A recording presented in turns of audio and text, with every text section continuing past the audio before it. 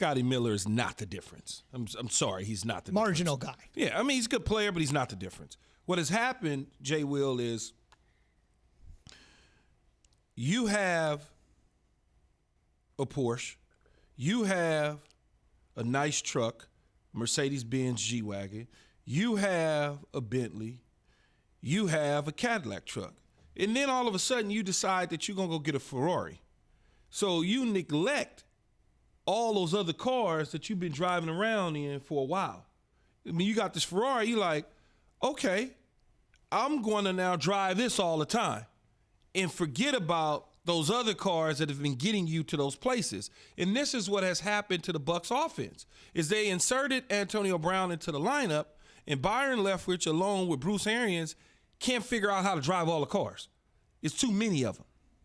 When they've had success with only having one or two cars that they can pull out the garage here and there. Now you got a whole fleet, and you're trying to figure out, what do I do? Who do I use from week to week, game to game? Because I need to satisfy everybody. And this happens a lot. And then you say, well, Kansas City has a lot of toys, and New Orleans has a lot of toys, and the Rams got a lot of toys. They know what to do with them, but they all been together. There's all sorts of continuity issues that are going on with the Tampa Bay Buccaneers. The Kansas City Chiefs have been together with everything. They've been together. Same deal. They've been together. Tom Brady has never had this many little individual Mike Evans in and out of lineup, Scotty Miller in and out of lineup, Antonio Brown just getting there, Godwin trying to figure out in and out of the lineup. Oh, we just got Leonard Fournette. What do we do with him? What type of player is Leonard Fournette? He was this in Jacksonville. Let's see we don't have that same blocking scheme, or we don't have this same option for him that he had in Jacksonville. Well, we got to put Ronald Jones in to touch the ball because we're missing stuff. So when you start to get all of these little pieces, that creates problems for you. So you've got to understand, one or two guys are eating at the table, and everybody else gets the scraps. That is how you should do things when you got a new offense with new players around. And Tom Brady's trying to satisfy everybody. It'll be interesting against the Minnesota Vikings, though, coming off a bye, if they sat down collectively as a group, and I think they have, coaching and Tom Brady and Byron Leftwich, to pull out the positive stuff that they can utilize for Gronk, for Mike Evans if he plays, for Antonio Brown, Godwin, and everybody else, so that they can still win football games. But that is the reason why. And plus that Ferrari does require some maintenance. All cars require maintenance, but the Ferrari's maintenance is a little bit different. They've also gone through murderer's row. Now, I'm not making excuses. I'm not making excuses for Tom Brady and the Bucs here. And Key, I agree with you. Like, there is something about being together for a set amount of time, but they got smacked by the Saints. They beat the Panthers, and they had 3-point losses to the Rams and the Chiefs. But don't even talk about that as far as the numbers on the points. Think about the defense. They faced the Saints defense, which is lights defense, out. Yep. The Rams, the Saints what they did to the pass last night. League. You know, the Rams are number 2 in the league.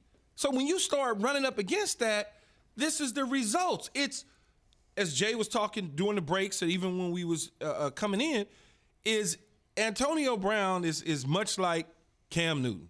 There's a little bit of polarizing. So the first thing you look to, oh my God, they're 1-3 since they signed Antonio Brown.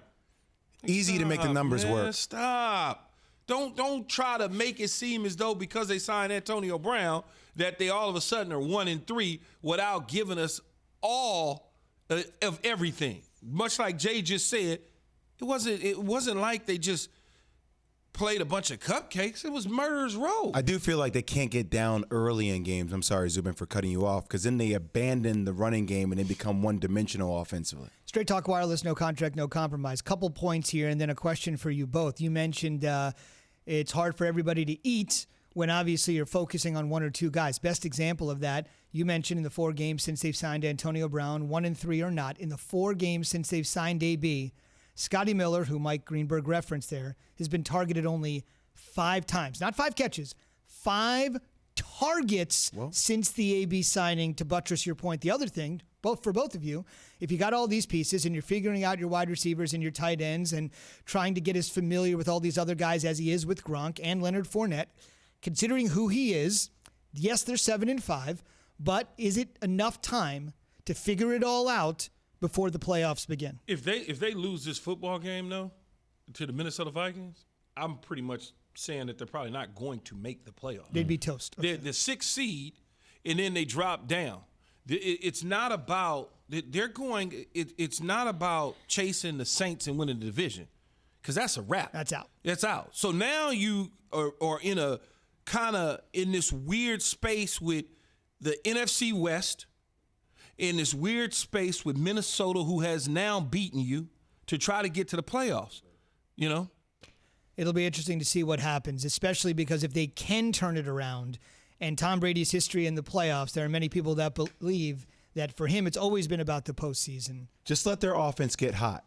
If that moment happens, Key, where their offense gets hot and their defense starts to actually come together, if they make the playoffs, they're still a dangerous team. Right. I mean, who deserves the benefit of the doubt in the NFL right now more than Tom Brady based on past performance? But I realize it's not about past performance that wins you playoff games. It's about the here and now.